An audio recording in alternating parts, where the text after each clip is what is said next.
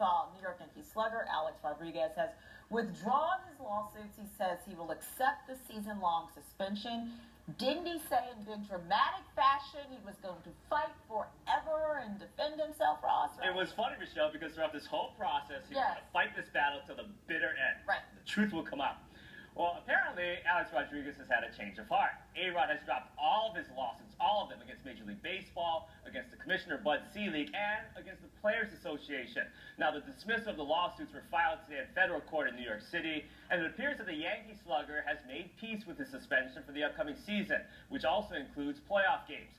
Attorneys also said that A-Rod will not be attending spring training. Rodriguez will also forfeit his $25 million salary that he would have made for the year, and he'll be 40 years young when he's eligible to return in 2015. Now, the league issued this statement today regarding the dropped charges. We believe that Mr. Rodriguez's actions show his desire to return the focus to the play of our game, on the great game on the field, and to all of the positive attributes and actions of his fellow Major League players. Now, the Players Union also issued a statement saying Alex Rodriguez has done the right thing by withdrawing his lawsuit. His decision to move forward is in everyone's best interest. Now, Rodriguez was suspended for violating the league's substance abuse policy after he was linked to the biogenesis scandal. Now, the scandal was first reported back in January of last year, and on August 5th, Major League Baseball handed out a 211-game suspension. But after going through arbitration, his suspension was reduced on January 11th to 162 games, including the postseason games. 2 days later, A-Rod filed lawsuits in federal court against the league, the commissioner, and the Players Association.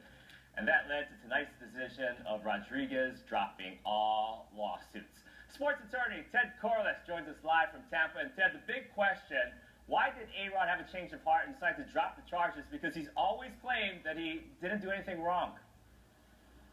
As a lawyer, my favorite part of the lawsuit is the end, which is what we have now. The problem with A-Rod continuing with all of these lawsuits is that at some point in time he was going to find himself under oath in a deposition, and he was going to have to say officially whether or not he had used the substances that triggered the suspension.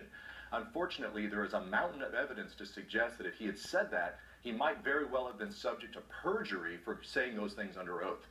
This was an important time for him to make that decision because they had to answer the motion to dismiss that had been filed by Major League Baseball in the injunction hearing. Now, Ted, if the lawsuits did go to court, in your opinion, how would they have played out? There really were two pieces of this lawsuit. One of them was an effort by A-Rod to stop the injunction before the suspension was examined by the federal judge. That was the injunction. The second part was a lawsuit that challenged the underlying substance of the allegation that the arbitration was unfair to him. The first part, which was really the injunction, would have had no option, no opportunity to survive, given that what he would have had to demonstrate is that he was going to win ultimately in the lawsuit, which he never was, and second is that if the injunction weren't entered, that he would somehow have sustained additional damages that the other lawsuit couldn't have resolved. Both of those things were nearly impossible. Hey, Ted, real quickly, can A-Rod's attorneys develop a new strategy in hopes of getting him back on the field? No. The mere fact that he filed this lawsuit for the injunction and then punts it, that would be evidence against him if he ever decided to come back and challenge it. Ted Corless, thank you very much. Ted Corless, thank you very much for your time and your insight. And Michelle, it's interesting to note that if he would have gone forward with the lawsuits, he would have costed a reported $10 million for each case. Okay, it's not about the money with A-Rod. Let's just be clear. He could stay in court for 20, 30 years if he wants to. A-Rod is the kind of person that needs the fans to like him. And perhaps he finally realized that moment is gone. He's lost the fans. A lawsuit is not going to change that. And a PR stunt on a Friday when everyone kind of buried the news. But A-Rod also said that he also wants to do some broadcasting after his retirement. So, of course, we'll see. All right, Ross, thank you so much.